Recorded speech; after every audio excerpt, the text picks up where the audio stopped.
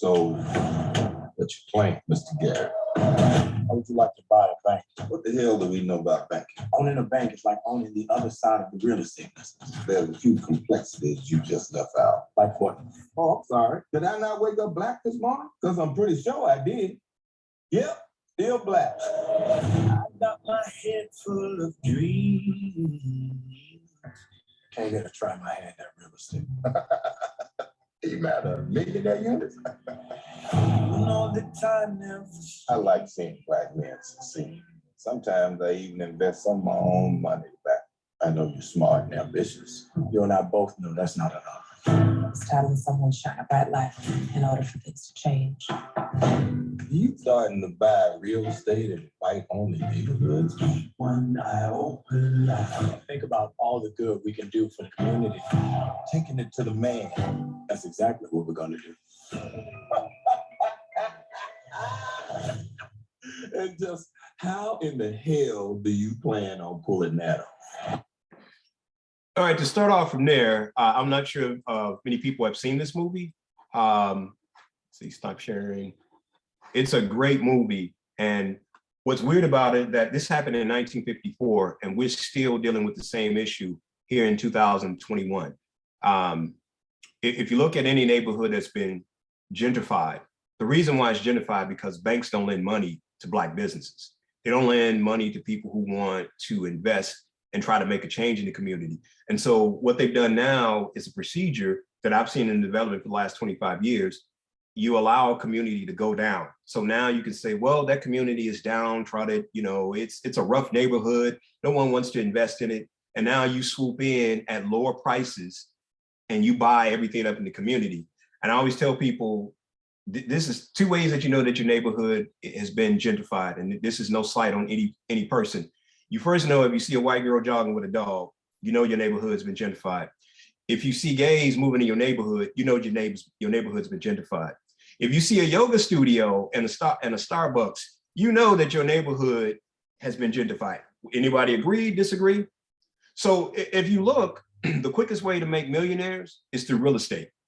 And I've been through several development organizations, and I'm either the first, the few, or the last. There's never an abundance of us in the room. The quickest way to make millionaires, I won't say the quickest way, but one of the ways to be able to create millionaires is through real estate. And that's why you don't see us in the room far as when it comes to development. There's so many tax advantage things that are available that white guys are able to take advantage of, like a 1031. I'll talk about that later on. I just found out about a 1031. Didn't know that a 1030, what it even exists, because no one's given that kind of information. And so as me and Ashley were talking this summer, you know, Titonian said, hey man, you know, why don't you, you know, we were talking and he said, why don't you do a presentation? You know, currently I've got about 15 rental properties. My goal is to have 40. And my super goal that I'm working on right now, to own a Tesla was my last goal. Now my next goal is to own a beach house on Cannon Beach. So I know the sacrifices that's gonna take in order for me to get there. That's my goal. I told my wife, I said, I'm gonna be in my cowboy boots with my lime green Speedos and a cowboy hat walking down the beach. I know that's a vision, I'm gonna put it in your mind, but that's my next goal of what I want to achieve. So the one thing I've learned about being in business, whether good or bad, is that you really can never be successful unless you are giving back to people. And that's the purpose of me giving back. You can't be successful unless you give back. You can't hold on to the knowledge. You can't take it to your grave. You're not successful unless you help others come along the way. And the one thing I've learned is, how do you be successful? You know, I always tell people you got to have 3 hustles going on. Your main hustle, you know, a hustle that you make money when you're sleeping, and a hustle on the side that you just enjoy. That way you got income always constantly coming in. I told my wife, I said, the goal that I'm trying to get to is that we're getting close to retirement. I want to be able to have those rental properties replace your salary and my salary on a full-time basis, where we're on the beach and we're chilling or I'm playing golf. But I said, in the long run, I got to see the next generation come along and do better than me, because each generation should progress further than the next generation. You know, I told my son, you know, as we're buying property, I told him what the plan was. I said, the plan is for you to go to school. The plan is for you to become a doctor. When you come out as a doctor, I either want to A, be able to give you a house, or B, give you the down payment for your house. Because we know a lot of us are not able to give our children that kind of generational wealth. That's normally you see it through white folks because they've had an advantage. So we know that racism is there. It ain't going nowhere. How do you begin to fight it? You know, I always tell people I'm pro-Black. Pro-Black doesn't mean that I'm anti-white. It just means that I'm pro about mine first, because we're the ones that are always left behind. If you look at a lot of the crime that's happening in neighborhoods, is because there's a lack of opportunities. When you have lack of opportunities, you know, as my grandmother used to say, you know, an idle mind is the devil's workshop. And so how do you destroy a community? You take the resources away from the community. You know, I'm looking at properties in Gary, Indiana, and Cincinnati, where I'm trying to go back and make a difference, you know, where, you know, it's a place where we can live. I always tell people, your zip code determines the quality of life that you have. You got a bad zip code, you can go and look at any bad area, look at the zip code and look at the crime rate. Then go look at a nice, you know, a good zip code, and you're like, wow, it's night and day.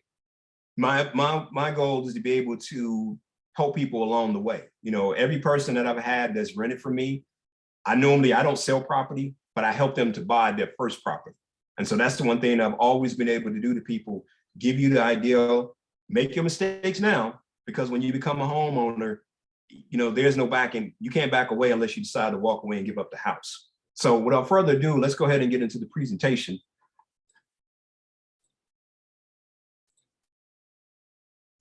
This is wealth building through real estate and ownership, the do's and the don'ts. So over the years, I've been able to make a lot of mistakes, and I've been able to learn a lot.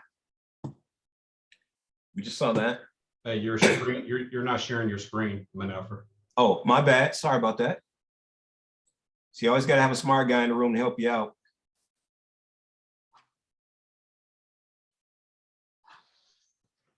Have someone to keep you fancy, right?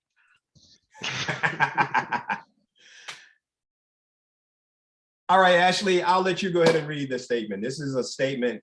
This is a quote that I created. All right. Wealth building through real estate is not a sprint nor get rich quick scheme. Wealth building through real estate is a marathon requiring patience to build a portfolio of rental properties over time. By creating a proven strategy, this will help to achieve generational wealth for those that come after us. Signed, MinNefer.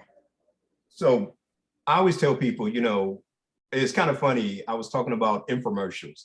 I'm showing my age. We all know the infomercials. The new infomercials are now on YouTube. The new infomercials are now on Facebook. They're now on Twitter. They're now on Instagram. And you see these people, oh, you can become a millionaire overnight. No, unless you own something, a property that's someone's willing, you know, to buy it from you. You know, this thing, either two things are going to happen. You're going to burn out or go bankrupt if you grow too fast. Because if you don't have the capital to be able to help as you're growing, you begin to burn out quickly, or you begin to have mortgages that you're not paying on time. And that's how people wind up, you know, having to file bankruptcy. You know, people always ask me the question, why real estate? You know, and I always say these things here, you know, you can leverage it. That's the beauty of real estate, is that you can leverage your investment. And what do I mean by leverage your investment? So for example, let's say that you have a property that, this is out of our price. You bought a property for $50,000. You put $20,000 in it.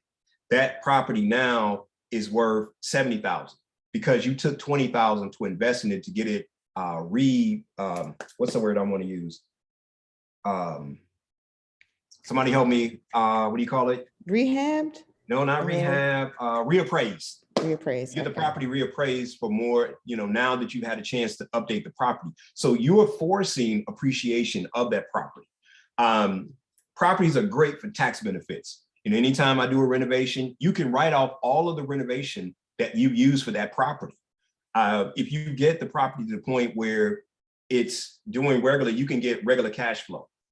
Like one of the strategies that I use for every property is I try to get, say the rent is $800. I always try to put another $500 on there. So I've got a cash flow of $500 on every property. You know, that's my main goal. So like we had a property that I think it was $1,000. And we looked at, okay, well, let's charge 1,000. But then by having a great realtor, a realtor said, hey, you know, in the market can bear this. I'm like, oh, well, that means we could charge 1,500. So now we have that $1,500 that we put to the side. We took 300 of that. We put that in another account, and that's for repairs. And so then we have another 200 that we keep in another account for advertisement.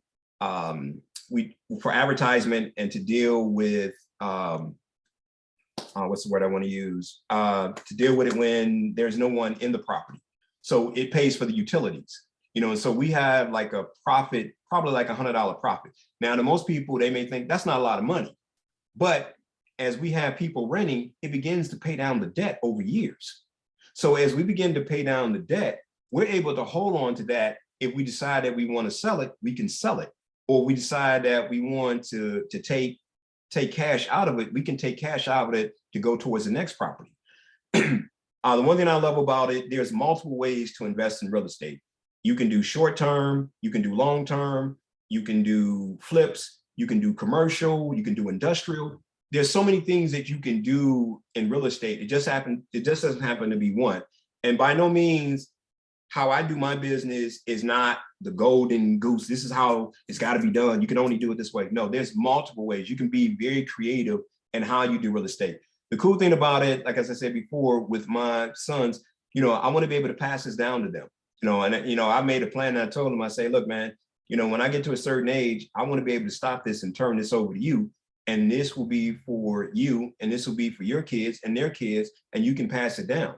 You know, but I need to teach you how to use this so you don't abuse this or you don't get taken advantage of. The other thing I love about it is that you can create equity. You can use the equity in each property to increase your portfolio. Hey, Titonia, why is this thing not going to the next slide? Oh, there we go. I always tell people these are the 6 C's.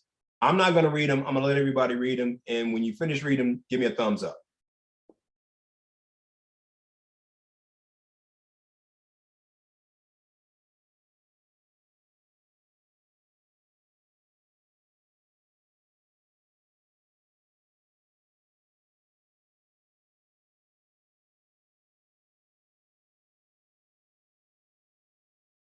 See one thumb.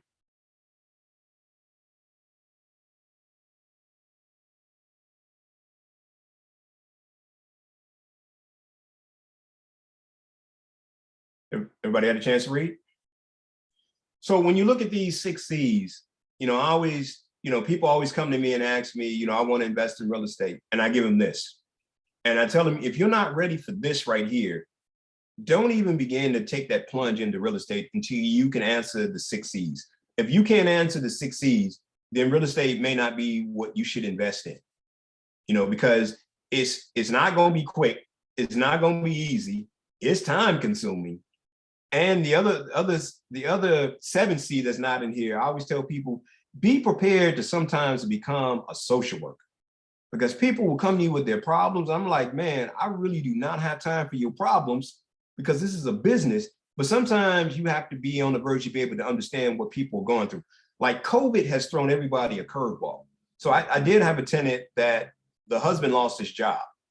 Now I could have been, you know, like, who cares, and kick them out, but they've been there for 4 years. So that would be dumb of me to kick them out when they've had hard times. And so what I did with them that I normally didn't do, I said, here's what I'll do. I'll cut your rent in half. I didn't have to cut their rent in half, and I normally don't do that, but I cut their rent in half because I wanted to make sure that they got back on their feet. And when they got back on their feet, they said, hey, we appreciate it. We want to pay you the other half that we didn't. I said, no, I'll tell you what, why don't you take that money and start using that money for a down payment on your first house. And now in another week or so, the house that they are living in, I'm going to actually sell them that house, and I'm going to become their bank. And now they are now building wealth. Not most people do that, but the house that I bought, I basically bought the house for 10 grand. How did I buy the house for 10 grand? It was a tax sale. You know, the person who had it before them didn't pay the taxes. It only cost me 10 grand. I've already made probably 50 grand already. So that house is already paid for itself. And now I'm going to be the bank for them to pay off the house. And so we settled on a price based on what the current market said. And I put it a little bit under that to allow them to be able to start making the payments. So now their rental payments is now going towards establishing them credit. And now they're going to be homeowners. So that to me was a win-win situation. I'm winning, they winning, we all winning. Did that make sense? Some people ask me, what are the benefits of generational wealth? I'll let everybody read that versus me speaking to that. Give me a thumbs up when you finish reading. So when you do this, you know, you're creating long-term, you know, stability. You know, you're using the generational wealth is something that you can pass down to like your children, your family. Is something that allows you, something that we as African Americans have not really been taught. Some have been taught, but not all have been taught the importance of it. You know, I tell people, you know, it's a tax benefit, you know, it's potential long string income. You know, instead of rolling out and buying, you know, the $100,000 Benz, you know, you could take that and buy it and put it into a rental property. You could take that and put that into a rental group where you guys are buying properties and you can, you know, have the toys later on in life. You know, it took me 10 years to buy my Tesla. You know, but what helped me to be able to buy the Tesla was rental property, you know, but it took me 10 years to get there where I could finally pull the trigger and say, you know, I'm gonna buy this because I was so afraid that, am I blowing this? Am I wasting this? You know, then my wife threatened me and said, if you keep talking about a Tesla and don't buy it, we're gonna fight. So I was like, okay, well, maybe I guess it's time for me to go ahead and buy one. But through the generational wealth, that's what helped me to buy it. All right, I'm having problems here. Now I'm going to age myself. Some of you will know who this picture is and what he's doing, and some of you may not. So this is the question I always ask people. Another question that I ask people. I always got a lot of questions I'm going to ask you. I'm not going to read it. You read it, and I'll tell you about the pictures below. And give me a thumbs up once you've got it.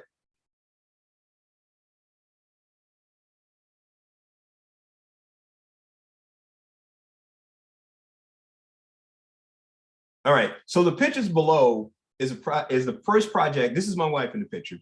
This is the first project my wife ever worked on because she was, you know, like, she kept, you know, like, oh, this is easy. I don't know what's taking you so long, blah, blah, blah, blah. We had a contractor have a heart attack in the middle of a project. And trying to get somebody to come in and finish a contractor's project, you know, everybody, well, you know, I'm gonna have to charge you this. No, I'm gonna charge you that. I like, nah, you know what? I'll do it myself. And so my wife had never tiled before. And I told her, I said, okay, babes, you like to bake, right? She said, yes. I said, this is like baking. I said, when we make up the mixture, it's like baking. And from that, this is the first time she ever did tile work. We did demo. She loved demo because she could break stuff. Here she is right here. She's smiling. Come in the picture, babes. Is he talking about me? How dare you? You're actually showing a picture of me. How dare you?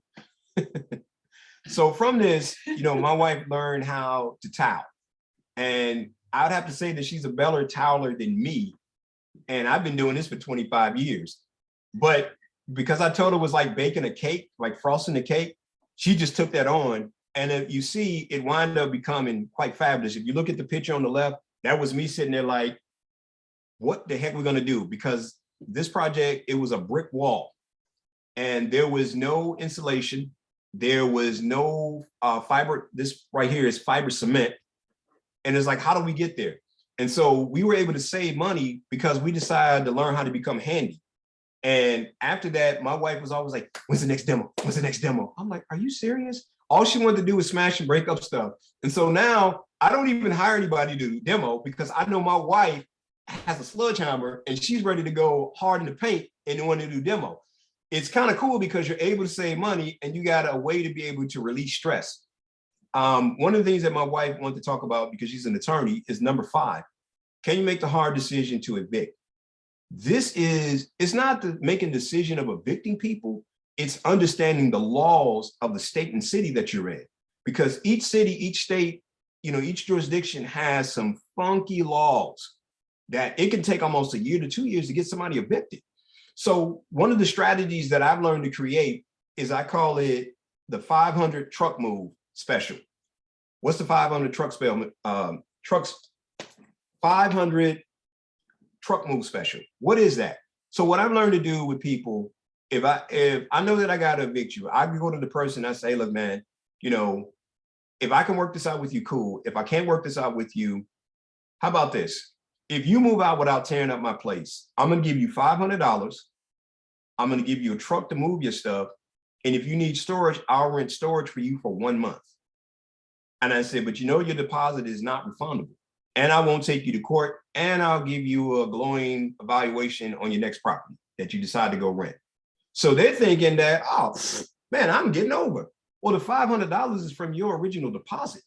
So I'm just giving you your $500 from your original deposit. You know, I've already calculated the truck move in that $300 that remember the $300 I talked about earlier? I take part of that $300. That's part of that. If you look at any place for storage, you get the first month free. So I'm not paying anything out of pocket because the first month is free. Now it's left up to you to make sure that you pay, because if not, then you lose your stuff. And that has helped me out so much that I really have never had to have to go to court to evict people, because I don't tell people about, you know, the 500 truck special. But, you know, if I see the things are not getting right, you're not going to get on your feet. The best thing to know, like, hey, look, man, I'm losing money. This is not helping me out. This is not working for you. We got to do something.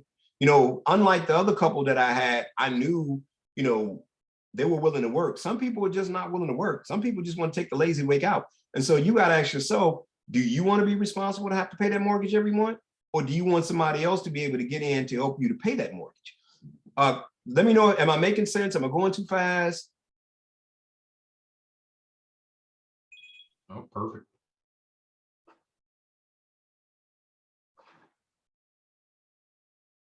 So people always ask me the question, when is the best time to invest in real estate? And I tell people it's now. I mean, interest rates are low, you know, the prices are increasing. And the number one factor, we're aging. We're all getting a little bit older, you know, and so I don't know about you, but as I get older, I want to work smarter, not harder. And I want to be able to have things that help me to work a little bit smarter, to enjoy a little bit of life. If anybody knows me, I'm a fanatic when it comes to golf. Well, real estate has helped me to be able to travel to a lot of my bucket lists is to play golf. And you may have a bucket list of things that you want to do. Real estate is one of the best ways to do it. Maybe not here, and I'll talk about that later on where some of the best places to look for investments. There's an ancient Chinese proverb that says, the best time to plant a tree was 20 years ago. The second time to plant a tree is now. And so I say that to say 20 years ago, it was a great time to do investment. Maybe you didn't have the money, maybe you didn't have the know-how. Now you got the know-how. And not only that, YouTube is fanatically your friend. YouTube can be good and bad. YouTube is a double-edged sword. And what I mean by that is that there's a lot of people out there that can tell, I can help you become a millionaire overnight. No, you can't. Stop. No, you can't. You know, but there are some other people that you can learn from off of YouTube, and there's some strategy they can use. And I always say, you know, there's strategies, and my white counterparts that may be on this, listen to me, you know, there are things that work for white people and there's things that don't work for Black people. And so we got to work a little bit harder.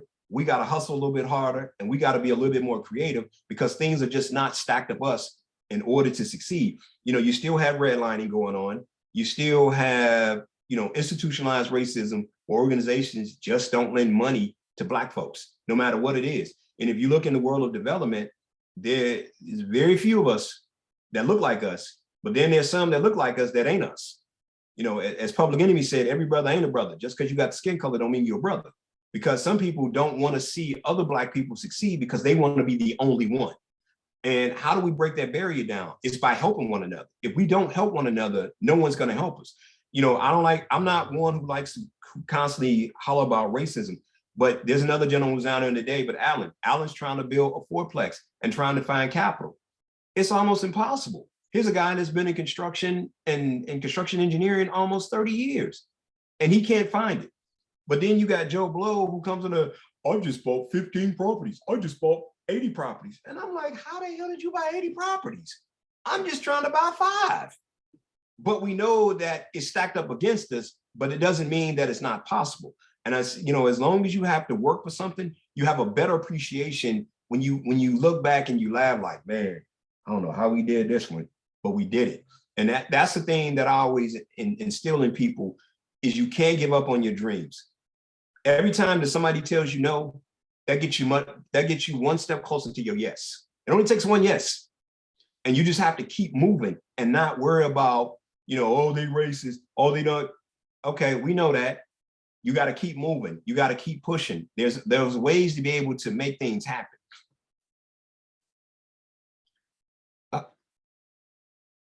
All right, Titonian, I'm gonna let you leave this question for everybody. And then everybody else go ahead and jump in and fill in the blanks. So what, you want me to read it out loud? I want you to read it out, but I want you to put in the blank for yourself. And then I want others to do the same. All right, so the first one, if money was not a problem, I'd buy blank in blank.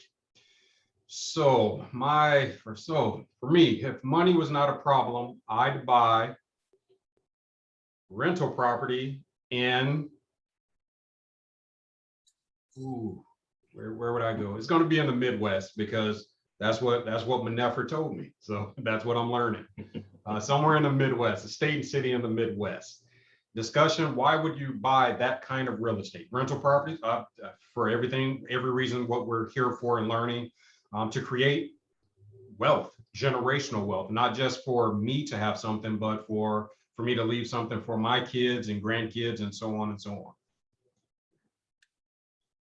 right, you want to pick the next person? How about Kimberly? Yeah, go ahead. Oh.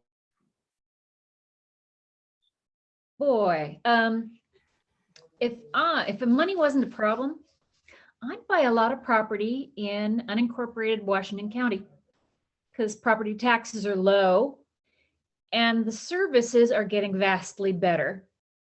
And that will make them more desirable to either rent or sell in the future.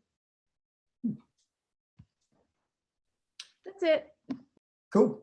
Marcus.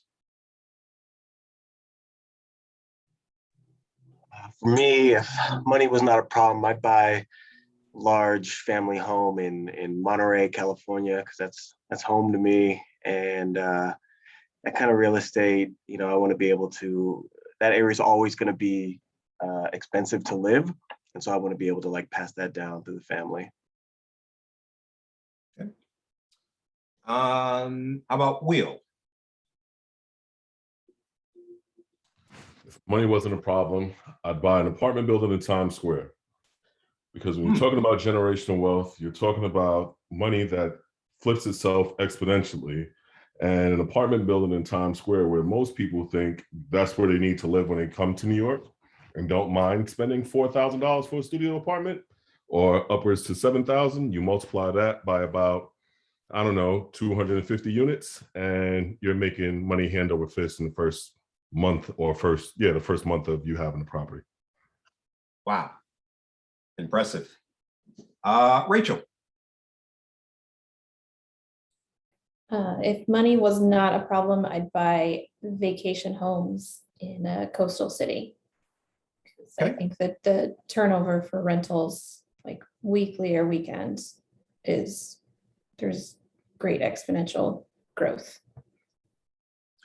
The reason why I asked this question, because what everyone has just stated is not far-fetched reality, because you can do it.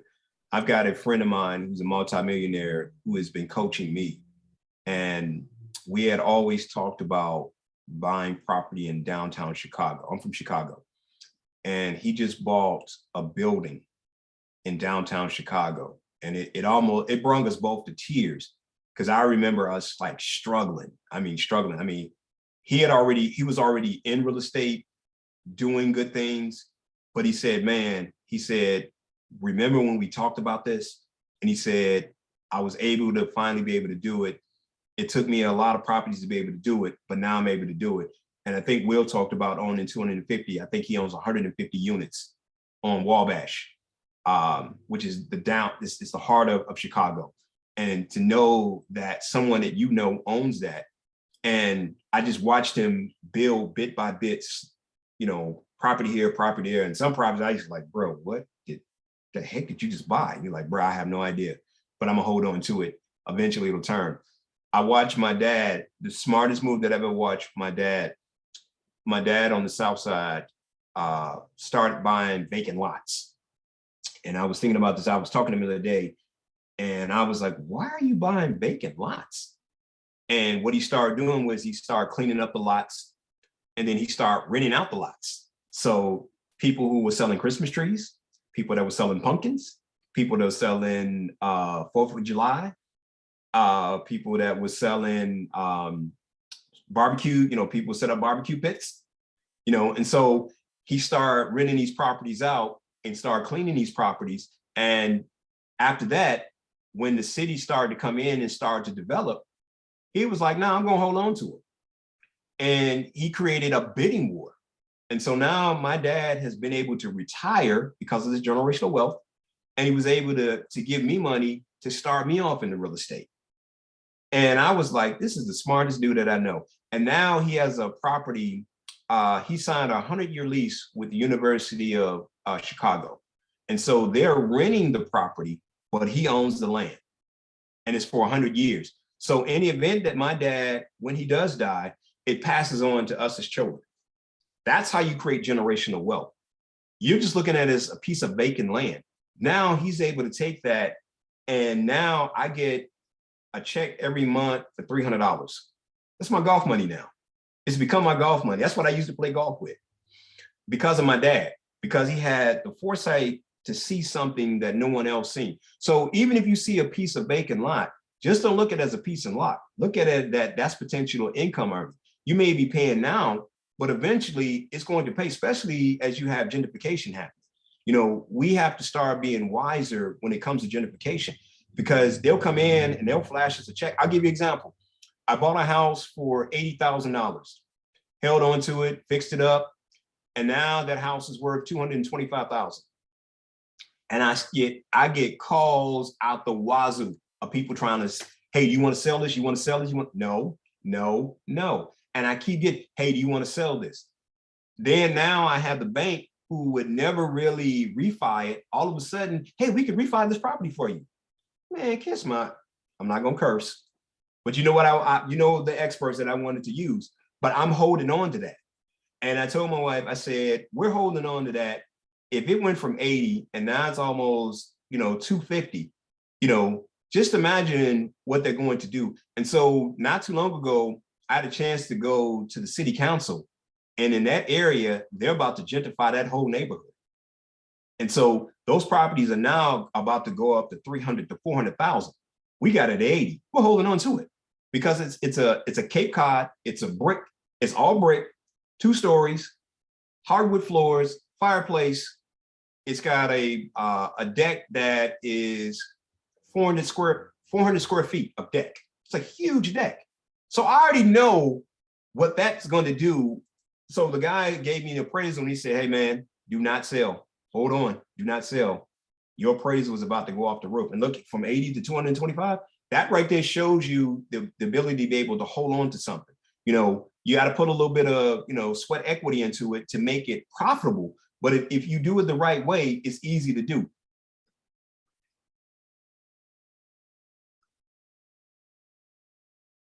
This is the one rule that I live, breathe, and die by. But in any property I do. And it is simple, is that let's say that you're getting $1,500, take 5% of whatever your rental is, and you put that to the side for income, for repairs and maintenance. Because if not, then you got to come out of your pocket. And right now, things are not getting cheaper. They're going up. Like to get a plumber out, it used to cost me maybe like $75, $85. Now it's like $300 now. And so you never know when you're going to run into an issue. And so if you got that money set to the side without going out and splurge and buying something now, you know, now what I've done is I've created an account, and I just call it the maintenance account. And I just put money in there every month. Sometimes I don't even use it, But when I do need to use it, I know that the money's there. I'm able to have the money. I'm able to send the money to a contract and say, hey, let me know how much you need me to send you. And that way, it works. Like the other thing that I'm not going to talk about here, but I would highly recommend is going to get an account at Lowe's and Home Depot and Sears. 3 accounts that you should have always, because you never know when you're going to need something. Raina raised her hand.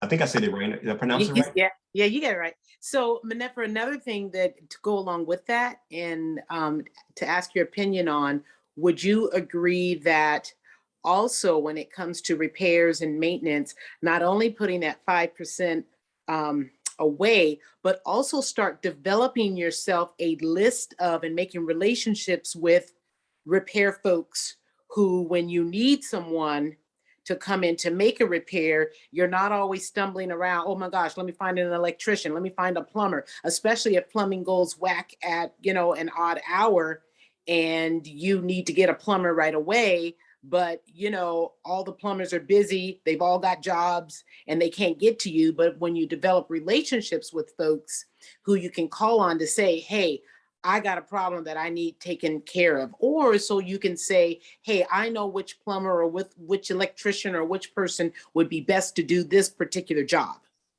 Well, Rainy, you stole my thunder on my I'm sorry. No, that's good. That's good. Because I'm going to get into that. There are 2 types of groups you need, and I'll talk about them. You're going to need a squad and you're going to need the super friends. And I will bet anybody a cup of tea if you can tell me the picture when I get to the squad, what movie that's from. And we'll talk, Raina, that's a great question, and we'll talk about that. But yeah, you got to have people on file. I got people on speed dial, if anything goes wrong, because you got to have, it's called boots on the ground. That's your boots on the ground. You got to have a team of boots on the ground that can get there. And I'll talk about a property that I had that happened to, and I'll show you a picture, soon. All right, here's the one thing that I've learned, if I haven't learned anything else, buyer beware. This property, this is a real life picture. Someone sent me information about property on a lake, and I got excited. I was like, ooh, property on a lake. I was all excited. And some said, wait a minute, let me call a realtor. And I called the realtor, and this is the picture that the realtor sent me. What they didn't tell me was that there was a flood and that the house was damn near in the lake. But they were like, oh, it's a great deal. Man, you can get it for $20,000. I was like, $20,000? It's on the lake? And so I was like, hey, something ain't right. And this is what happened when you buy property not seen, and you don't have boots on the ground. You have no idea what the heck you're buying. And you could buy something like this, and this can happen. This is a real life picture. This is not a make-believe picture. This was a house that was on a lake. This is a cabin on a lake. And when the guy, he said, let me send you a picture. I said, oh, okay. He was like, I said, what's wrong? And he said, no, I don't want to say anything. Let me just send you the picture. And when he sent me the picture, I'm like, what the heck? There are scam artists. I see Keith. I don't know Keith, but Keith is shaking his head. What's wrong, Keith? Speak, Keith. Hilarious. That's the only thing I can say is wild. Yeah, you got to be careful of what you're buying. And this was happening to a lot of people in California. They're in California, they buy property, they haven't seen the property, but it sounds like a great idea. It sounds like a wonderful deal, but then they don't tell you everything that's wrong with the property. And this is sometimes the things that you can run to on the property. Kimberly, have you seen anything like this before? Actually, I'm an owner in a timeshare, and our timeshares are in the process of slipping into the Pacific Ocean right now. Wow. Yeah. Fortunately, there are thousands and thousands and thousands of owners, but so it's not on me. But yeah, no, literally, and get this, on our coast, on the Pacific coast of Oregon, you have to go through a special variance to get erosion control. Wow. Yeah. Wow. So, the swimming pool slipped into the sea, I think, midwinter last year. Wow. Yeah. So, yeah, it's really crazy. But you know, you have to know your land use rules too, which is real. It's really intense. Anyway, Wow. yeah, it's a lot out there. Yeah. So I'm not going to read this, but kind of go through it. Let me know when you're done it. Give me the thumbs up.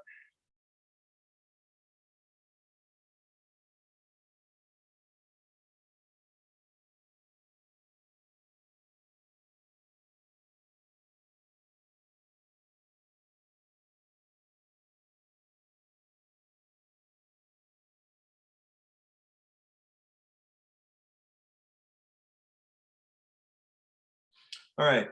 When you're formulating a plan, all of these things that I've listed, these are the things you want to make sure that you're doing. You know, like I said before, visiting the property. Kelly just said, you know, their swimming pool is now no swimming pool. So what if someone listed, it comes with a swimming pool, but you don't know that the swimming pool just went over the cliff, you know, because you haven't seen it.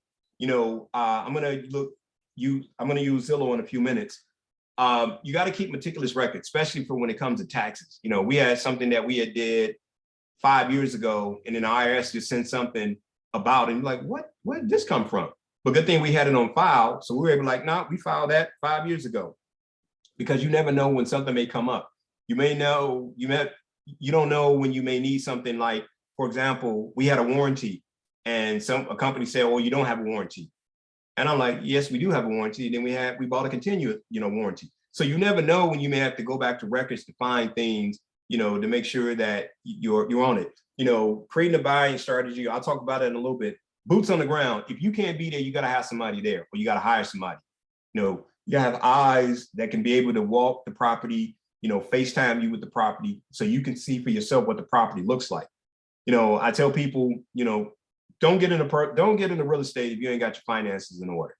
Your finances got to be in order, because that's a way that you can leverage your credit in order to be able to help generate, to be able to generate wealth. But if your credit is not in order, I can tell you right off the bat, you're gonna get shut down. So you want to make sure that you work on, credit and credit repair. And I hope no one's here that does credit repair, but a lot of the credit repair, you can just do yourself. A lot of things you just do yourself, studying your local market. And I think Kimberly talked about this, understanding jurisdiction. And that's another thing about studying your local market. You got to understand what's going on in that market. You never know what may be happening. Like, I think when I first started out, I bought a condo. I'll never buy another condo again, because I didn't realize that the HOAs and the things. I want to paint the front door, and they're like, you can't paint the front door. What? I want to remove a tree. You can't remove the tree. What? I want to put a fence up. You can't put a fence up. So there's a lot of jurisdictions that you got to understand that you're getting into that you don't know about. When you're buying property, you got to remember, it's critical for your bottom line. What I mean by critical by your bottom line. You want to make sure that you don't go buy the most expensive house in the neighborhood and you don't have the money to make the repairs. Because now you say if you had a budget of 80,000, and I'm pretty sure everyone is probably, raise your hand if you watch HGTV, the what do you call those brothers, the Property Brothers. There has not been a show on that they have not gone over budget. Has anybody seen that? They have never, ever not been on budget for a single project that I've watched. It's like, hey, well, you got to call them. It's going to be an additional 7,000. It's going to be an additional 10,000, because you just don't know. And now you've blown through your budget of 50,000 because you didn't expect another 10,000. So you have to make sure. My wife always says, we're not going to put the lowest in and we're not going to put the highest in. Or so what I label it is, I always tell a contractor, give me the Ferrari, the Cadillac, and the clunker. I don't want a clunker. I don't want a Ferrari. I want a Cadillac. And so that way I try to keep things in the middle. So therefore I know I'm not going broke, or if something else break, I can take from this pocket of money and put some money elsewhere else. Keeping the top on things. You got to make sure that you keep on top of your contractors, knowing what your contractors are doing, making sure that you're getting weekly reports on what's going on. Because there's nothing worse than you were like, hey, we're going to have this done in a month, and then it takes 5 months. And now you got to pay for those additional 5 months because you're waiting on the contract to finish so you can rent it out. But in the meantime, that mortgage still's got to be paid. And you don't want to be holding the bag of being able to have to pay that mortgage and do the repairs at the same time. The biggest, I always tell people, plan for the worst. I always tell people it's not when you're going to get a bad tenant, it's when you're going to get a bad tenant. And the worst case that I've ever had, and I've got a picture and I'll talk about it later on. I had a tenant that moved out in the middle of the night, didn't tell me, and the pipes burst. It cost me $60,000. Now here was the kicker. In the insurance didn't cover flooding. And I didn't know that. So there was $60,000 that I was going to have to pay. But the cool thing about it is I had contractors that I was really cool with that were plumbers that said, you know, hey man, because you kicked my butt in golf, I tell you what, if you buy me three cases of beer and some wild turkey, I'll handle this for you. I said, man, I'm gonna come kiss you. I'm gonna come kiss you, because that was $60,000 I was gonna have to pay out of my pocket. But because as Raina said, you gotta know people. Because I knew him and because this was probably the 20th project that we had worked on, I'd already developed a relationship. And so it was kind of good because I was ready to remodel this property anyway. So it gave me a little bit of extra money to be able to remodel it, and it wound up turning out to be a great project. This is one me and Tony, we've talked about, and I always tell people, do not quit your job unless your rental income is twice what you're making already. Because man, I'm gonna tell you, there's nothing like thinking that you're gonna eat and you can't eat, you know, because you're not making enough money to cover your daily expenses. Is this making sense? Am I going too fast? All right, so I'm gonna stop sharing for just a second, and I'm gonna pull up something else. Oops. All right, and I'm gonna share again. Give me 1 second.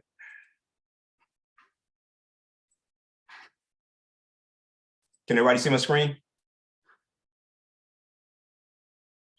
All right, so this is a property in Cincinnati. My realtor just recently sent this to me. So you see it's 250,000, right? And you look on the outside, it looks pretty nice, right? But scroll down. Let me open some of these pictures. Oh, I can't see the button on the side here. Let me move you guys over. All right, there we go. So I'm like 250,000, right? But look at the work that it needs. Look at the floors. They just started plumbing. They started drywalling. They started the bathroom. Let me know if I'm going too fast. Can anybody tell me what they think is wrong with this property? I'm gonna guess it's leaky. Correctamundo. Any other issues?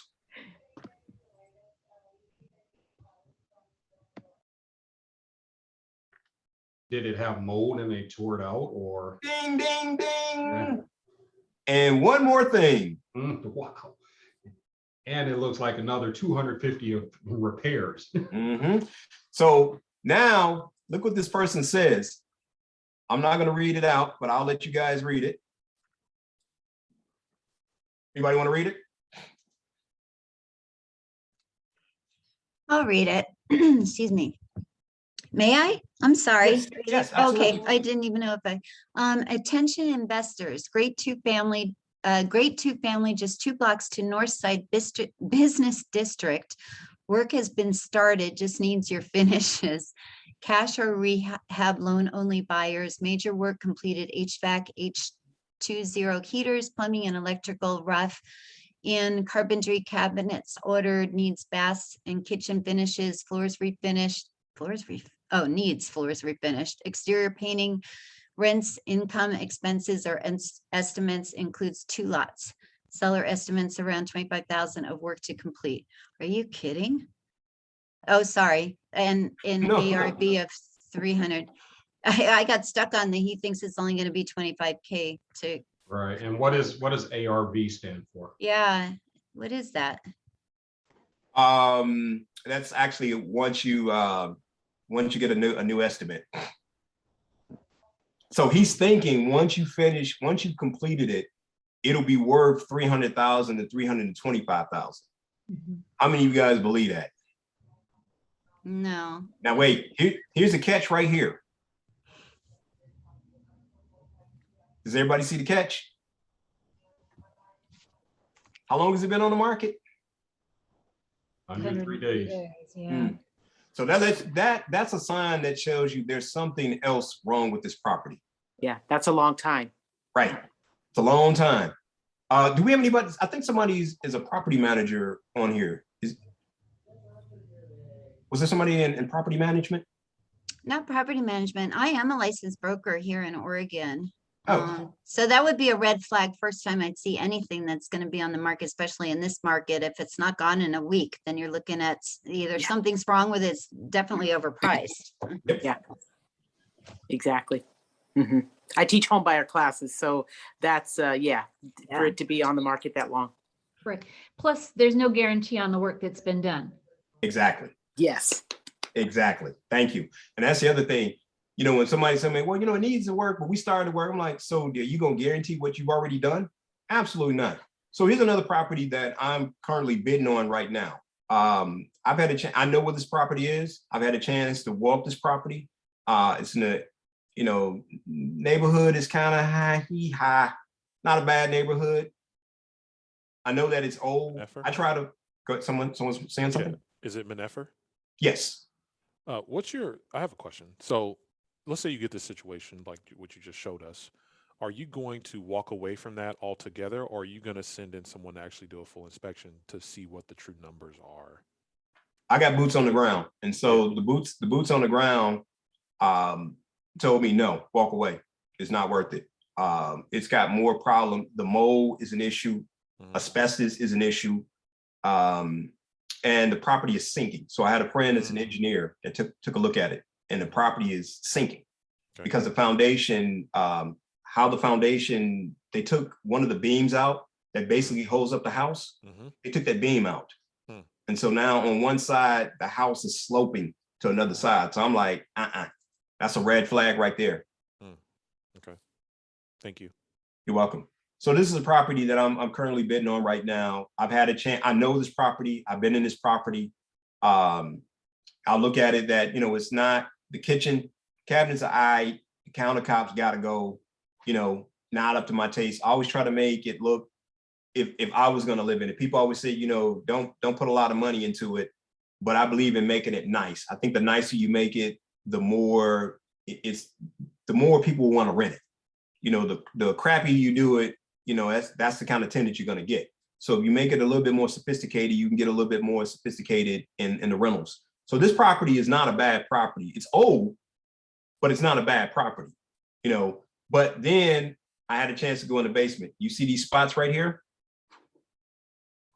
Can anybody guess what that is? Black mold. Yeah, it looks like mold. Can you see what this is right here? Yep. Anybody see Crack in there. Yeah. Anybody see this?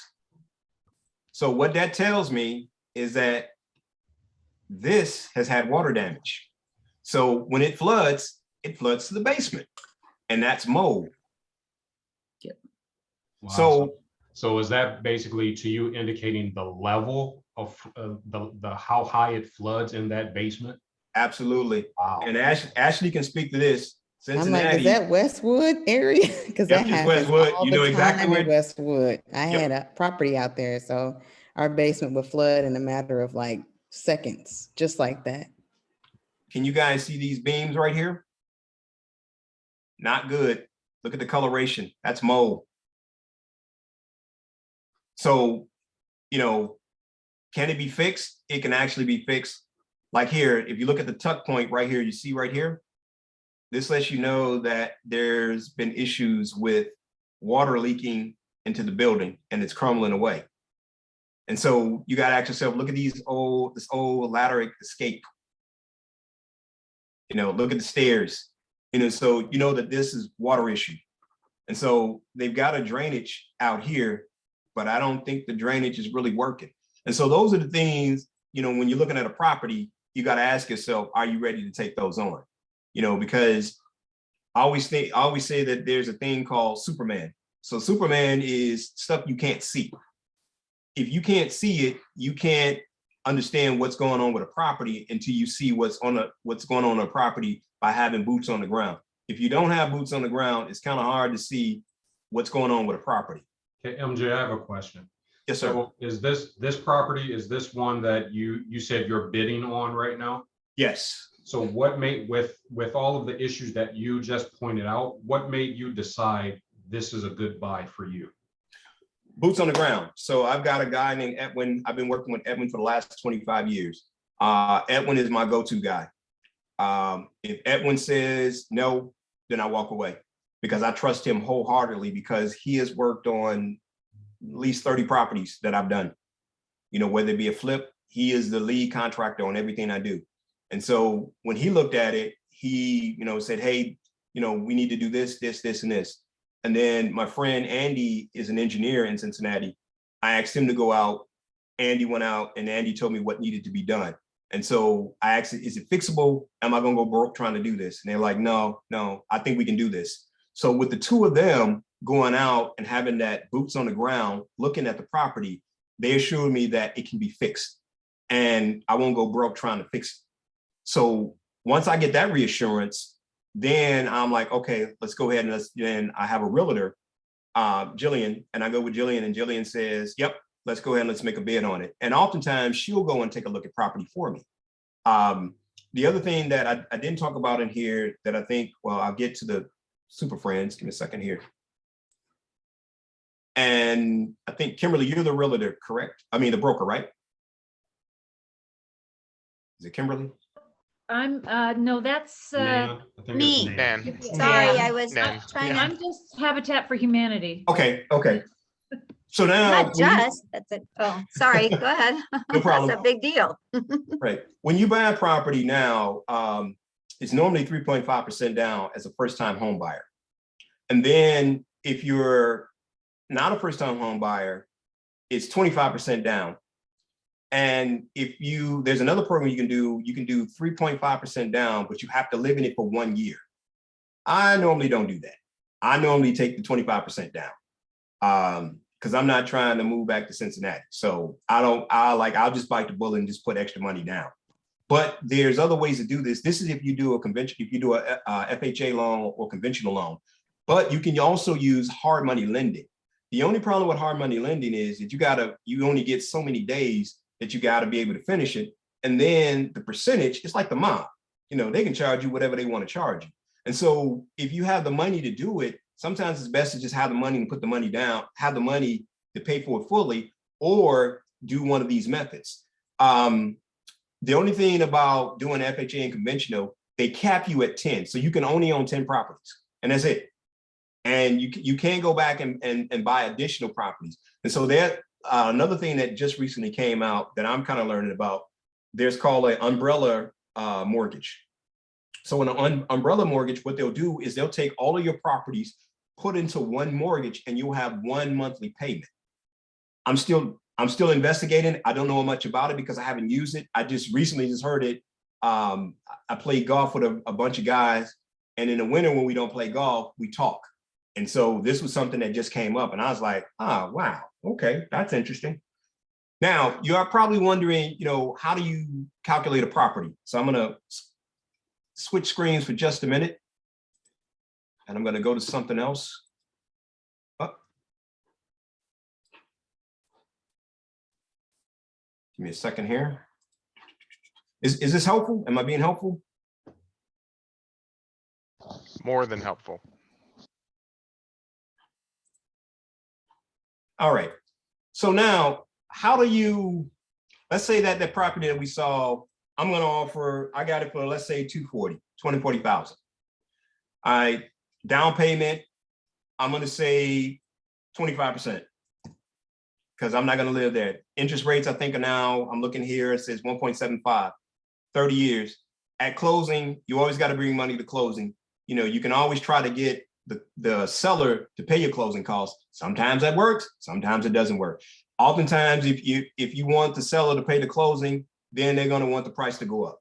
So that's something that you have to learn to negotiate, you know. So now let's say repairs are gonna cost me, I'm gonna take this down to, we looked at that place, I'm gonna say that it's gonna cost me 10 grand. So now after that, I'm gonna estimate that the value after we make those repairs is gonna go up to $260,000. Property taxes, we're gonna say is $1,300 with an increase of 3%. Could be more, could be less. Let's say total insurance is 500, but an increase of 300. It could be more, it could be less. You know, depending on what neighborhood you're in, you may have an HOA fee. Maintenance, I'm gonna say that it's $1,000 annually at 5%. I'm gonna say there's no other costs. Monthly rent, because I had to put down a little bit more money, I'm gonna say that rent is $1,450. Here's something I don't do. I normally don't increase rent unless I need to increase rent. Sometimes I just don't. And to me, that makes a better incentive that people want to stay, because as we know, things are getting a lot more expensive. So I try not to go up on rent unless, the only time I go up on rent is someone moves out. That's the only time I go up on rent. But as normally people are staying there, I never go up on rent.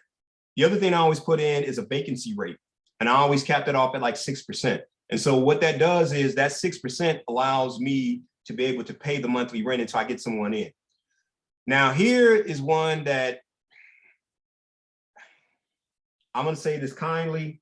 No, I'm not gonna say this kind. I'm just gonna keep it real. Property management companies. I have not had the best luck with property management companies. I just have not. Because if I'm paying you a certain amount of money of the rent every month, why in the hell are you calling me to make repairs? Why are you calling me to make repairs? I could do that my doggone self. I'm sorry, that's a pet peeve of mine. And I've been burned so many times. I got to the point now, I don't use a management company. I am the management company. I'd rather have people just call me directly. And so now when something goes wrong with a tenant, I ask the tenant, well, how come you didn't call me? Well, I told the property management company. And I'm like, well, how come y'all didn't call me? Oh, we didn't want to bother you. We thought it was small. It may be small to you, but it's not small to the people that are living there. So my wife told me to calm down. That's like something that gets me hot under the collar. So if anyone's a property management company, I apologize, but I feel as though this is something that you can learn to do. The second thing, it allows you to have a better relationship with the people that are renting from you. Because now they have you on speed dial, you got them on speed dial. You know, like we just had an incident not too long ago where I kind of lost my cool and my wife had to step in. And I had promised them that we would get the yard work done, but then COVID happened. And the person who was supposed to do the yard work got COVID. Then the next person I got, they got COVID. Then the next person I got, they had COVID. I said, you gotta be kidding me. And so I told the person, I said, I got some basic questions for you. Is a house on fire? She said, no. I said, is water running in the house? She said, no. I said, can anyone just walk into the door? She said, no. I said, well, therefore, this is not an emergency to me right now. We will get to the yard work when we get to the yard work. And she told me, well, I'm your best tenant. And I said, you could be my last tenant. I hate to be mean, but there's some things that are just not emergencies. The property management company made that an emergency. And so I had boots on the ground. Hey man, can you go take a look? So there was poison ivy. Okay, that's a concern. All right, let's take care of the poison ivy. We got rid of all the poison ivy. We had some twigs where there was a storm, and the company that would normally pick up all the storms, their whole crew was out with COVID. So I said, so you want me to get on a tricycle to come to Cincinnati to pick up some twigs out the yard? I said, this is the difference between, you have to tell people the difference between renting an apartment and renting a house. When you're renting a house, there is a different level of things I expect you to do that you would not do in renting a house. I mean, renting an apartment. So an apartment is 24-hour maintenance, and a house, it ain't 24-hour maintenance. I got to call somebody. But if it's not an emergency and it's not, you know, life-threatening, I'm not going to do it. And sometimes people don't understand that. And I told the person, I said, you know, if you don't like it, you can move out. What was the response? I got 2 kids. I don't care. I really don't care, because this is not a real emergency. This is some twigs in the yard. You could take those twigs, because there's a fire pit, and use that and burn it in the fire pit. And so you have to learn to be able to make those decisions as a landlord of what's important, what's not important, because what's important to you may not be important to me, because I'm trying to make sure that, you know, the roof is not caving in, the electric didn't go out, the water didn't go out, water's not coming in the house. So you got to make those tough decisions. And I kind of digress. So let's get back to this calculator. So what this calculator does, let's say that, you talk to your mortgage person gave you how much it's going to be. So we said it's 14%. So if you go it's called calculator.net, rental property. It'll do the work for you. And if you look, this tells you your return. The IRR is 11.87 per year. Total profit, if you sell a house, should be about, in 20 years, should be about 377. Remember, we paid 250 for it. So your cash on return is 489.262%. I'm not going to go through all this, but this kind of gives you an idea of, is this property worth buying, or if this property is not worth buying. And then if you look here, this gives you your mortgage, your vacancy rate, the percentage, the total insurance, the maintenance costs. So if you look at it, that's not bad. That's not bad. And that's how I kind of, when I'm looking at property, and I determine if property is a good value to buy, by using this before I go to a mortgage company. So when I go to the mortgage company, I got this in my back pocket. So when they come and tell me these outrageous numbers, I'm like, where'd you get them numbers from? And then you're like, well, where'd you get your numbers from? And then I give them this, they're like, oh, because oftentimes what a mortgage company do is they'll try to pad their pockets. They'll try to pad their pockets with your money. And so you got to be able to know how to be able to play the game. And if you're learning, there's all kinds of things on YouTube that can help you to break this down and learn how to read it. I'm not going to go through all of it, but this gives you an idea of how to be able to, understand, taxes, property taxes, insurance. Like I just had a property where they don't cover ice issues in Cincinnati. Now, Ashley knows that, there's a part of Cincinnati in the season that, man, ice is everywhere. So how are you not going to cover an ice issue? That amazes me. And so you always have to be able to look at your insurance company to see what they cover and what they don't cover, and that's where that, when I talked about that 6%, that's where that 6% could come in. So you don't have to worry about it, because if you saved up the money and if an issue arises, now you can take that 6% that you've been holding and use that to make the repairs. I know we're about to run out of time, so I'm going to fly through the rest of these slides here. I'm going to stop sharing and then share again. Oh, where's it at? Where's it at? Oh, share screen.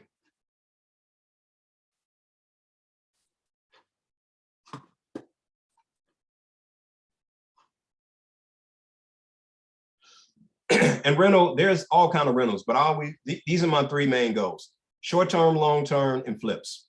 So short terms, I recently got into short terms, and knowingly that's traveling nurses, traveling executives, and college intern students. They may only be there for a month, they may be 2 months, they may be 3 months, and some people won't rent to them. And traveling nurses, traveling nurses are always traveling, and they may come to a city for a month assignment, 2 month assignment, 3 months assignment, 4 month assignment. And I always like to, and airline stewardess. So I have a property where I think there's 10 of them. It's 10 airline stewardess renting a house. And it's because they have the rotations of when they're going to be in the city for a certain period of time. So I rent to them, and those are short-term leases. Your long-term leases, a year, 2 years, 3 years. Flips. Sometimes I find property where I go in, I may use hard money lending, but I have family that I borrow money from to go in. I look to see if we're able to make money. And I have the ability to be able to pay them back and make money and take that money that I make and go and buy my next property. That's how you're able to make money. The short-term rentals, you're going to make more money. Airbnb, I don't really do Airbnb because I don't understand Airbnb and I don't really like it. And I've had some issues with Airbnb where, I tell people, what's my man's song? Try Jesus, don't try me. Because some people want to try you.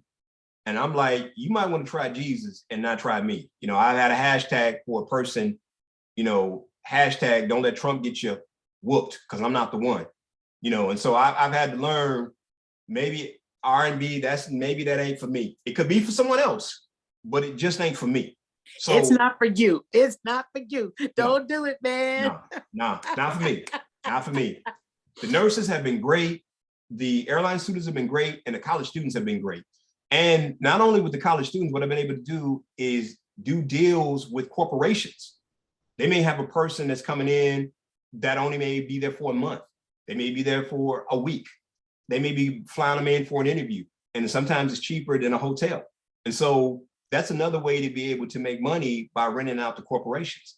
You know, if you can find a nice community and an expensive house, you can make all that money back by doing short-term leases with the corporation.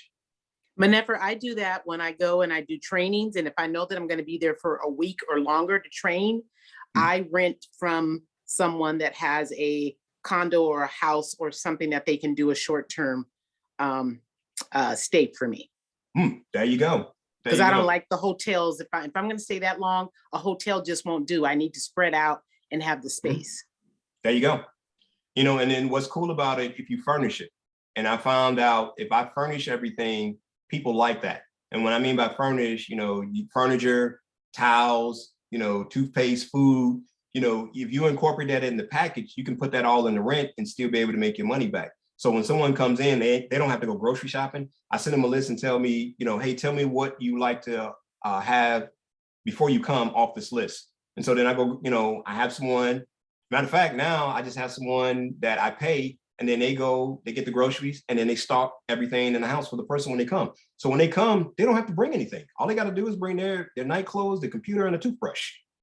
Moving on, what real estate can do for you. What's cool about it is that you can write off a lot of expenses. You can write off the interest in the property taxes, you know, the traveling expenses. If you got to travel to the property, you can write that off. It's a great depreciation for tax shelter, capital gains treatment. You know, those are the great things about having rental property, that you can write off a lot of your expenses, you know, as a business. I did the Zillow. Now, here's the things, and I'm gonna go quicker to this. You got to have a great mortgage consultant. I mean, that's the person that can help you scale to grow your portfolio, as well as having a great realtor. So I'm going to praise my realtor, Jillian in Cincinnati. What is so cool about Jillian is not only does she sell properties, but when it comes time to renting properties, she does all the staging and all the listing for the properties and takes all the pictures. Now, it's a fee that costs me, but it is well worth it to have them advertisement, because they work, a realtor not only is selling the property, but can also rent your property and screen your property. There's a multitude of services that each realtor offers that is great. And it saves you time, it saves you energy. I don't have to be in Cincinnati to sell a property because she's there. She has open houses. She has cookies, you know? So those are kind of the cool things that you can have with a realtor if you have a great relationship. Like one of the properties that I'm looking at now, there's a guy in California, bought some properties unseen, and now he's tired of them. So now he wants to unload them. And so now Friday, we're gonna have a conversation about the properties, and I can take a look at them and maybe take the properties off his hand because he's just fed up with them. I wouldn't have known that information if I didn't have a realtor. And so that's a cool thing about having a great realtor or a great broker. They can broker deals and they can see things that are not listed yet that can help you in your portfolio. Now, I talked about the squad. Now, I'll buy anybody a cup of tea if they can tell me this picture, what movie it's from. Sandlot. I'm aging myself. Who? Sandlot. Come on, I already said it. Evan. Sorry. All right, I owe two people tea then. Boys in the Hood. Who said that? That's funny. So Rain talked about this earlier.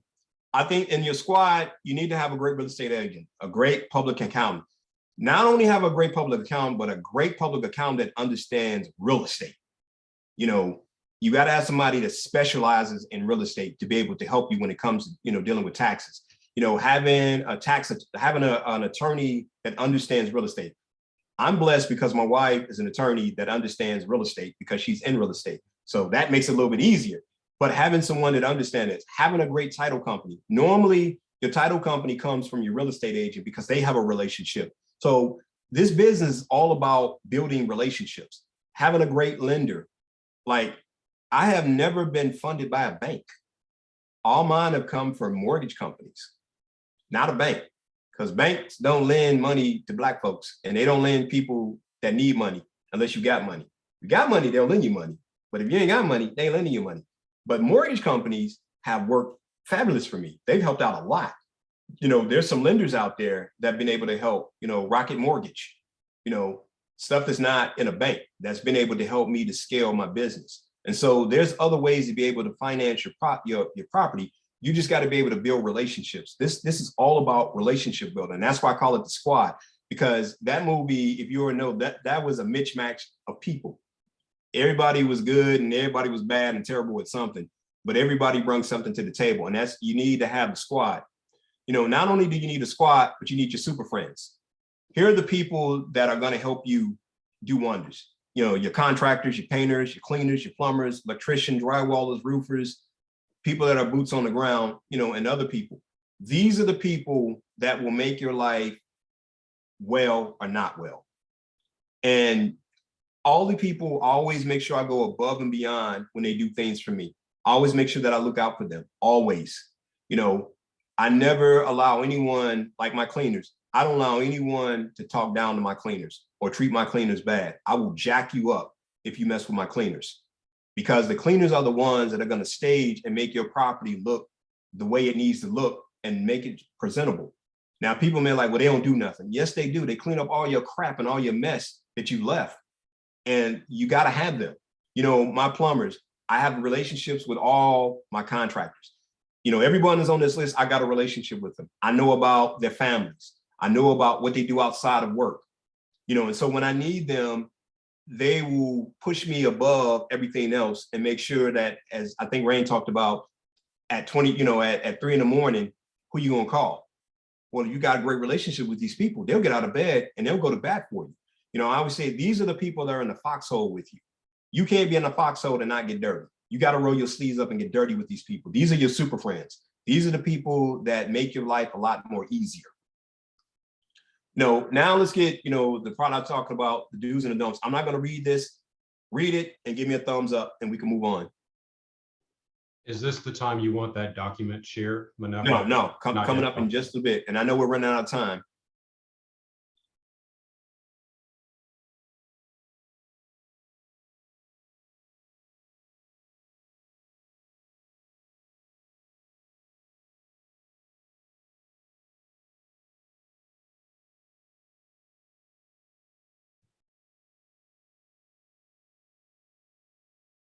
So oftentimes I always get people, you know, where can you find money? If you already own a home, you can refinance your home and take cash out from your home, borrow from your 401k, your savings. You know, these are the things where, you know, you can borrow money from friends. You know, you got to know the law of the land when it comes to renting, because like I said before, you can have somebody that can be a squatter and be almost impossible to get out of your place if you don't know the rules. This tenant screening, man, when I tell you that this is a lifesaver, using tenant screening services, because you can find out a lot about people. And oftentimes when I use it, my wife has a slight thing that she uses.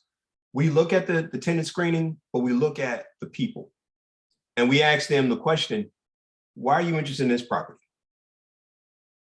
You know, will you treat this property like it was your home? And oftentimes, like I had a person who, her husband had cancer and they had to file bankruptcy because he lost his job and they were trying to get back on their feet. But I looked at their record before. They had never been late on a payment. They never missed anything, but no one would give them a fair chance.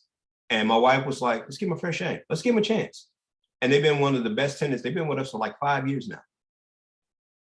That sometimes you got to go beyond what you see on paper and you got to go out the heart. The 1031 exchange, I just found this one out. You know, I wished I would have learned, you know, what this is, I call it the monopoly money. So let's say that you bought a property and you gain money from it. You're going to get taxed on that money.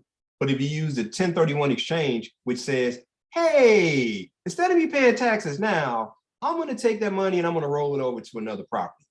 And when I sell that property, then I'll pay the taxes. And then you can keep doing that and keep doing that. And that's how the rich wind up not paying a whole bunch of taxes. Or you can just go ahead and take the hit, the tax hit, and just say, forget it.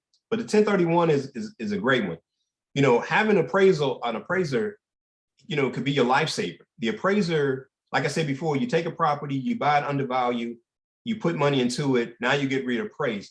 And sometimes that works and sometimes it doesn't work. And that's why I mean, you got to be able to cap your budget off, because you want to go high end, but going high end, you may not get that back in the appraisal. And so now you've lost money. I talked about, the engineer. See, like this property, for example, this is buy the ugliest house in the best neighborhood. Because then other houses, other comps, if you have a realtor, they can pull the comps and tell you like the last 3 houses that sold. That's kind of how you based on what you can sell a house for. And that would determine what kind of budget you're going to use if you're going to put money into this property. You don't want to spend above that because you may not get that money back. Shoebox Hustling is something that I created. I know we all do this. We have money in the bank, and having money in the bank, you just spend. But if you take money and put it in a shoebox, you kind of forget about it. So what I started doing was I made enough money where I could save $2,000 a month. I know that may be a lot for a lot of people, but I was able to do it because of my wife. We have 2 incomes coming in. So I was able to save that. So within a year, I had 30 grand. So I was able to take that 30 grand and put that down as a down payment on a house, and only required 20,000. And I still had 10,000 in renovations to be able to put into a property in order to flip the property. So those are things that you can kind of do, in your shoebox hustling. Remember I talked about the property that cost me $60,000. Thank God I had guys that I worked with before. And like I said, it cost me 3 cases of beer and some wild turkey. I don't know who in the heck drinks wild turkey. Why would you drink wild turkey? I don't know. But they saved me and able to do this. We had a people that were renting a property, and in the beginning they told us, "Hey, it's gonna come a time we want to buy a house." And I said, "Great, just let us know in advance." And so they let us know in a year in advance that they want to buy a house. And I said, "Cool, no problem." And so they said, "We're gonna break the lease." I said, "Well, you know that your deposit is not refundable." And they were like, "Cool, no problem." Now, John and Linda are the ones who left me like this. That's not the real name, but I'm protecting, you just say, you protect an innocent. So they moved out in the middle of the night, and this cost me $60,000. But good thing that I had contractors on standby, and I had a great neighbor, because the neighbor saw the water running down the stairs and it was freezing. And she knew that something was right, and she immediately called me, and I gave her a key to be able to get in to go to turn the water off. Things to think about. Never take partial payments, because if you do it once, they're going to expect you to do it all the time. Everybody gets screened the same way. I don't believe in discriminating. I don't care who you are, I'm screening you. And I always tell people, you got to remember, this is a business. This ain't personal. This is business. A lease can never be too detailed. I got a wife that's a lawyer, and God knows, man, she writes stuff, and I'm just like, what the, huh? What? We just had an incident where we did not put in the lease that they were responsible for cutting the grass. That's a small thing that we forgot. Now I got to pay somebody to cut grass. So in the next lease, it's going to be like, you are responsible for all utilities and cutting the grass. Designate, this is the one I got hot about, property management or not the property management, and who's going to handle the repairs. This other one is don't mix business with pleasure. Let me explain this one. I had a young lady who was short on her rent, and she said, well, maybe I can do some favors for you in order to make up the rent. So I immediately gave it to my wife. Some people know my wife, not a person you want to deal with. She wanted sexual favors in order to cover rent. I don't mix business with pleasure. No, I need my money. You can't pay the money, you got to go. Ain't no sexual favors going on here. Not happening. And you will get caught into that where people feel as though that they'll try to charm you and use it. They feel as though they can use that. No, not here. If it don't make dollars, it don't make sense. I'm not going to go through the do's and the don'ts, but you can read these. And once you read them, get them up, because I'm almost done, because I'm 8 minutes over.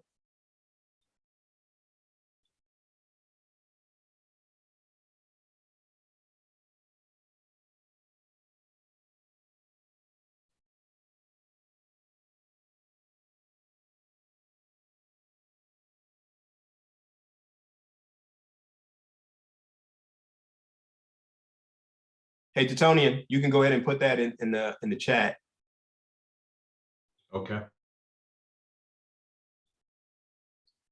Here are more don'ts. Once you read it, give me a thumbs up.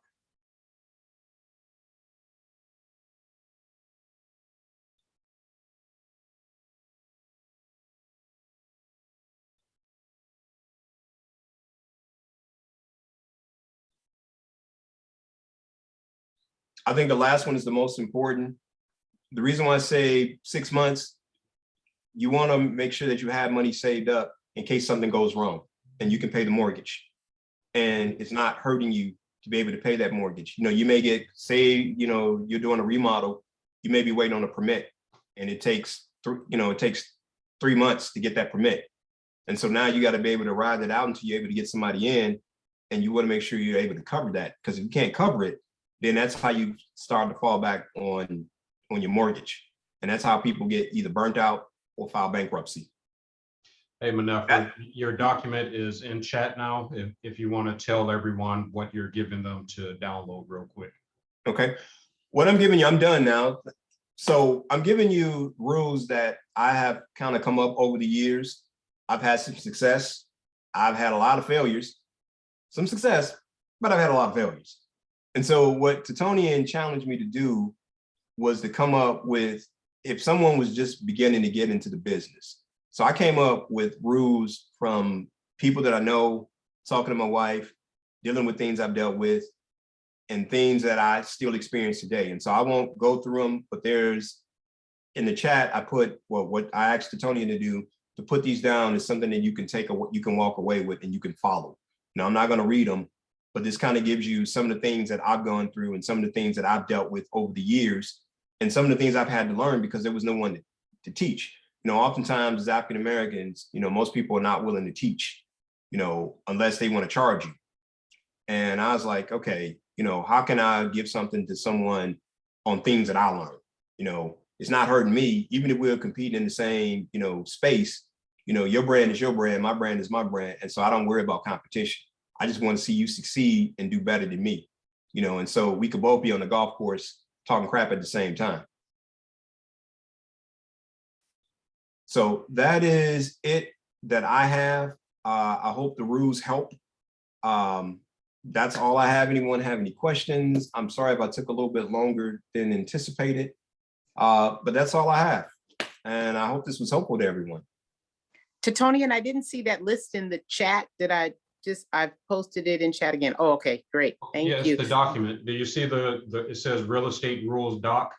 Do you not see that in the chat? I don't see it in mine. I see where you put the survey for this, but I don't see that in mine. I don't know why not, but that's okay. I'll get it from you. I don't know if everyone else. I'll send it to you. I'll send it directly to you. Yeah. You send it at 5:41.